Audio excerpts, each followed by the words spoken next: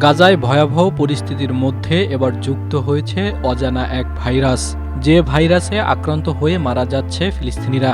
গত 2 বছর পর্যন্ত গাজায় ক্রমাগত ইসরায়েলি হামলায় পুরোপুরিভাবে এই অঞ্চলটি ধ্বংসস্তূপে পরিণত হয়েছে। এছাড়া ইসরায়েলি বোমা হামলায় গাজার মাটি থেকে শুরু করে পরিবেশ ভয়াবহ বিষাক্ত হয়ে উঠেছে। পাশাপাশি পর্যাপ্ত মানবিক সহায়তা প্রবেশ করতে না দেওয়ায় নিদারুণ কষ্টের মধ্যে দিন পার করছে বেঁচে থাকা ফিলিস্তিনিরা। আর এতে করে অনেক ফিলিস্তিনিকে অনাহারে অর্ধাহারে দিন পার করতে হচ্ছে, যার প্রভাব পড়ছে তাদের শরীরের উপর। প্রয়োজনীয় পুষ্টিকর খাবার না পাওয়ার কারণে তাদের শরীরে রোগ প্রতিরোধ ক্ষমতা পুরোপুরিভাবে নষ্ট হয়ে গেছে।